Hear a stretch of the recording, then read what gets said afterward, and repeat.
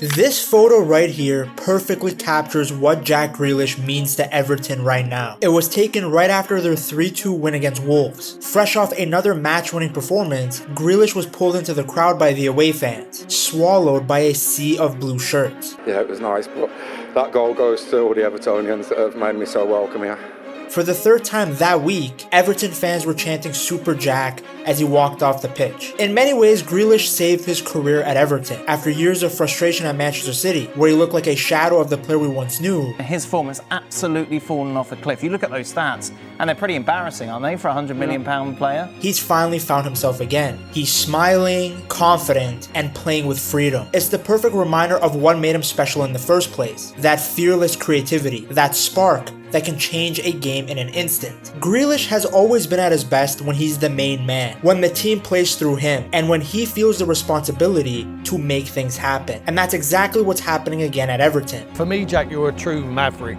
I mean, they're a dying breed. Now, this isn't the first time we've seen this version of Jack Grealish. We saw it years ago at Aston Villa. For me, this kid's the most talented player we've seen since Gaza. He was this maverick that could create something out of nothing. A player who just glided past defenders and had the individual quality that just got you out of your seat. Given how well he had played on a struggling Villa side, there was hope that with him surrounded by better players, he could hit another level. And the fact that Pep was his manager, it seemed like a recipe for success. Villa fans had been backing him for years, proud of this homegrown talent that had risen through the ranks. Grealish had joined the club as a 6-year-old. His journey began with endless motorway trips alongside his dad, Kevin, who often drove him to away games instead of letting him take the team bus. These rides became their routine, filled with father-son chat. Back then, Grealish was unknown. To get him a taste of first-team football, Villa sent him on loan to Notts County in League One. He couldn't drive yet, so once again his father was a chauffeur. Notts County were struggling near the bottom of the table, but for Grealish it was a chance to learn the men's game. His confidence was clear from day one. He wasn't the type to sit quietly. He made friends quickly within the team and caught the eye of everyone with his dribbling and flair. The physical side of the lower leagues hit him early. On his debut, he was clattered within seconds, setting the tone for years of being targeted by defenders. But each time he was knocked down, he got back up. He played 40 games that season,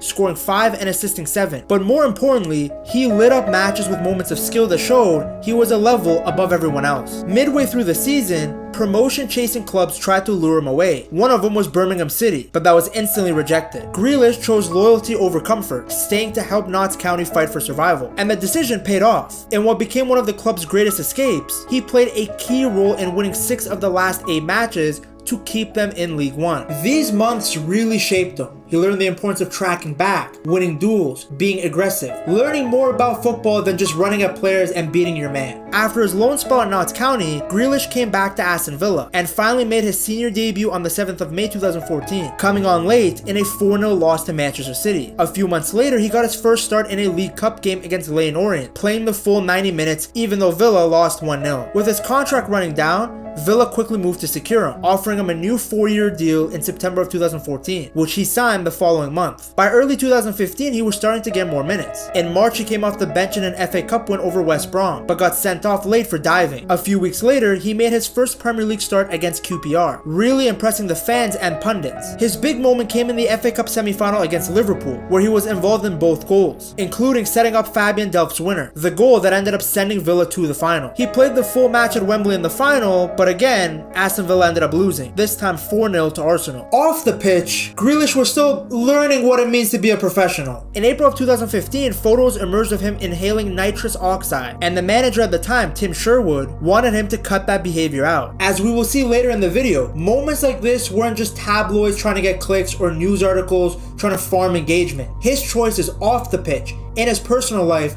played a massive role in the fall-off that we saw on the pitch. In September of 2015, Grealish scored his first goal for Villa with a great strike against Leicester, but again, Villa still lost. Later that year, after a 4-0 defeat to Everton, he decided to stay up north and go clubbing instead of returning home. The new boss at the time, Rémi Garde, was not impressed and actually sent him to train with the under-21s as punishment. He later rejoined the first team in December. That season was rough for everyone at Villa. They finished bottom of the league and were relegated, ending their long stay in the Premier League. For Grealish, it was a brutal start. He played 16 games that year, and all of them ended in defeat. It was a tough stretch, but also a period where he started learning the hard lessons about discipline, professionalism, and handling life as a top-level player. In September of 2016, trouble found him again. Reports came out that he had been at a party in a Birmingham hotel that had to be shut down by police in the early hours. Villa opened an internal investigation, and the club's owner, Tony Shea, publicly warned him to focus both on and off the pitch and to surround himself with the right people. A month later, things got worse. He was suspended for 3 matches after accepting a charge of violent conduct for stamping on Connor Cody in a game against Wolves. Fast forward to July of 2017, and disaster struck, this time in preseason. In a friendly against Watford, Grealish went up for a challenge with Cleverly and took an elbow to the side. He was rushed to the hospital and needed surgery. It turned out he'd suffered a ruptured kidney, a serious life-threatening injury. He was out for 3 months, finally returning in November as a sub in a loss to Sheffield Wednesday. Looking back, Grealish admitted it was the scariest injury of his career. In 2018, Villa came close to returning to the Premier League, but lost to Fulham in the playoff final. That summer, with his contract running down, Tottenham came calling for Grealish. A move looked possible, but it fell through, and Grealish stayed put. In September, he committed his future to the club by signing a new 5-year deal, resting any rumors about him leaving. The 2018-2019 season became the season where Grealish really elevated his game to another level. In March, he was named captain, and something just clicked. Villa went on a crazy run, 10 straight wins, the most in the club's history at the time. But the defining moment came in the second city derby against bitter rivals, Birmingham City. Early in the game, a pitch invader ran on and punched Grealish from behind. But instead of losing his cool, he actually kept his focus. In the second half, he scored the winning goal, silencing the home crowd and sealing a 1-0 win. The attacker ended up being jailed for 14 weeks for that punch. Villa's incredible form carried them to the playoffs. They beat West Brom on penalties in the semis, then took down Derby County in the final. After 3 long years in the championship, Grealish had led his boyhood club back to the Premier League, and as a result, had grown from a talented but inconsistent winger into a true leader for Aston Villa. After the Claret and Blue returned to the Premier League, Grealish was officially named the club captain, a sign of just how much he had grown since his early years. It didn't take him long to make an impact. His first goal of the 2020 season came in August in an EFL Cup win over Crewe Alexandra. A couple of months later, he scored his first Premier League goal of the season in a 5-1 away win over Norwich City, a result that pulled Villa out of the relegation zone. Then came COVID, which basically halted the season in March of 2020. During the break, Grealish found himself in trouble again after breaking government lockdown rules. Imagine trying to lock down this guy during COVID. Bro cared more about getting ass than he did about getting the disease. He admitted he was wrong and was later fined by the club. When the season resumed, his influence on the pitch, well, it returned too. He was fouled a record-breaking 167 times, the most in a single Premier League campaign at the time. On the final day, he scored in a 1-1 draw with West Ham that secured Villa's survival. They were helped by Watford's loss to Arsenal. By season's end, fans and teammates voted him player of the season, and he finished as the club's top scorer with 10 goals in all competitions. In September of 2020, Grealish committed to Villa with a new 5-year contract. That season started in style. He scored in a win over Fulham and had one of the best performances of his career in a 7-2 demolition of the reigning champions Liverpool. He scored twice and set up 3 more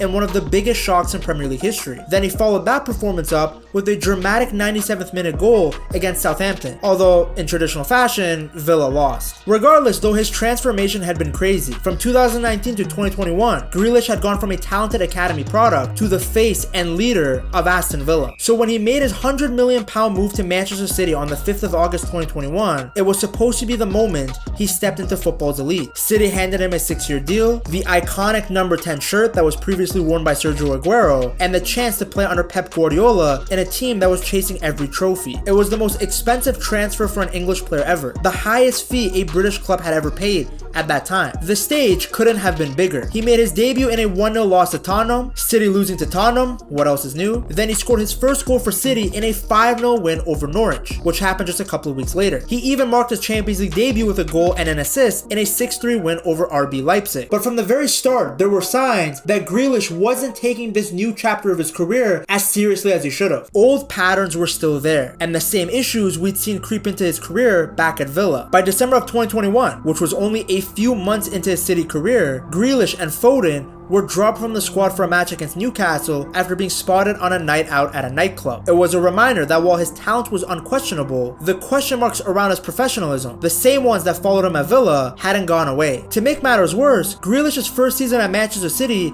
didn't set the world on fire. Just 3 goals and 3 assists in 26 league games wasn't what people expected from a £100 million signing. At Villa, he had the freedom to drift wherever he wanted, to look for weaknesses in the opposition and just make anything he wanted happen. At City under Pep though, it was the complete opposite. Pep wanted his wingers to stay high and wide, to stretch the defense, and trust that the ball will eventually come their way. For a player like Grealish, who was a maverick, who was used to roaming and running the show, this was a big change. Pep kept telling everyone, and Grealish himself, not to judge him by goals and assists. He wanted him judged by the work he did off the ball, the way he created space for others, and how he helped the team both in the attack and defense. It took some time for Grealish to buy in, but in his second season, things really started to click. He stayed disciplined, hugged the left touchline like it was a stripper, and carried the ball up the pitch. And as a result, he was able to drag defenders out of position. City started to attack more down his side because they trusted him to make something happen, either by beating his man, winning a foul, or finding a teammate. The results followed. He was more involved in goals, he scored some big ones like against Arsenal, and put in some standout performances, like the performance against Liverpool where he scored and assisted, and then even made a key defensive run to stop a goal on the other end. His dribbling and ball carrying became a real weapon. Only one City player had carried the ball more often, and nobody had carried it further than him. He was constantly pulling defenders out of place, creating openings for his teammates, and even winning the fouls that led to red cards for players like Nathan Collins and Romero. Without an overlapping fullback like he had at Villa, he had to take on more one-on-one situations, and he actually thrived in them. By that point, Grealish wasn't just chipping in with goals and assists. He was a very important cog in Pep's machine, and finally, people were starting to see why Pep had been so patient with him. The 2022-2023 season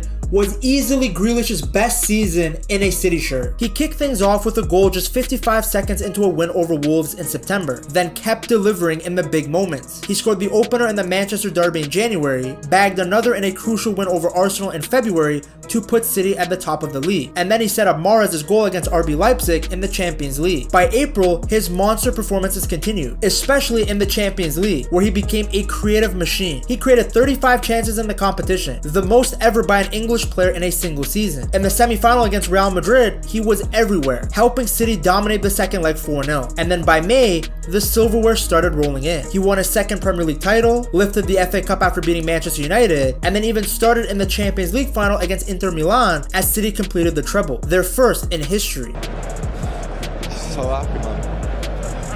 What followed was peak Grealish. Days of partying, showing up to the parade in full kit, clearly running on pure adrenaline, and maybe a bit of champagne. In my opinion, City don't win the treble without Jack Grealish. Now a lot of you will say, oh, you can just put anyone you want on that left wing and they would have won it based on how good their team was. But that's not true. They used a bunch of different left wingers over the years, and they didn't get over the hump until it was Grealish starting in that position. Grealish brought something different, the ability to slow the game down, recycle possession, and draw defenders in. That gave City a level of control they simply didn't have before. Was it the flashy goals and assists output that you expect from a £100 million signing? No, but honestly, just by helping City win everything that season, it probably justified the price tag on its own. But from that moment on, it was nothing but a steep fall off for Jackie Boy. At one point, he went over a year without scoring for City, and in his last 53 games across all competitions, he only managed 3 goals and 5 assists. For a winger in a team that dominates almost every game, those are pretty terrible numbers. They are Garnacho level statistics. And the thing is, it's not just about the stats. He had very little impact. He was hardly playing. Since the start of the 2024 season, he only started 9 of City's 39 Premier League matches. Yes, injuries played a part in that, but Pep had also left him on the bench a lot, and when he did came on, it was usually late in the game for just a handful of minutes. Pep even said straight up that 20-year-old Savinho was getting picked ahead of him because he was in better shape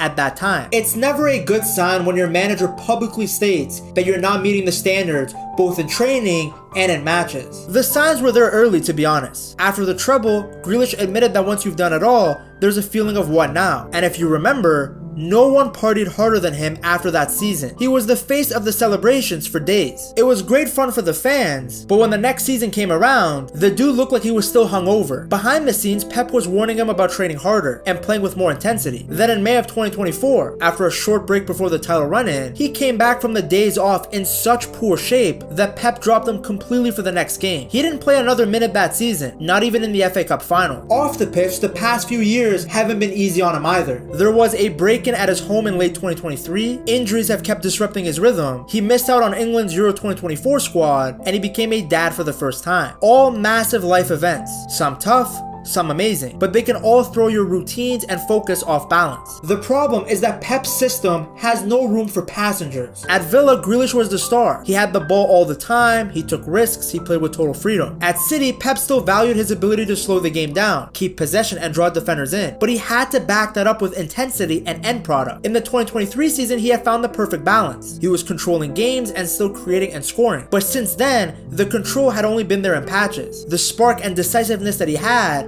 gone missing. People say that Pep made him robotic, but that's not true. Pep made him play safe because his maverick style didn't translate to winning football. Sure, it looks good when you're playing for Villa, who are just trying to stay above relegation, but when you're playing for a team that's trying to compete for every single trophy, that style of play just doesn't work. Now, with Pep bringing in new players, and City's attack evolving again, it came as no surprise that Grealish was sent out on loan to Everton. The move gave Grealish the opportunity to be himself again. Since the moment he joined, he's completely changed the mood at Everton. He was the main man in the 2-0 win over Brighton. He helped them beat Mansfield Town in the Carabao Cup, and then start again against Wolves. He looks happy, sharp, and motivated, like a player who's fallen back in love with football. In just 2 Premier League games, he already had 4 assists. That's twice as many as he managed in his last 2 full seasons at Man City combined. But it's not just the numbers, it's the energy he's playing with, the swagger. Honestly, at times I think I offer so much more than just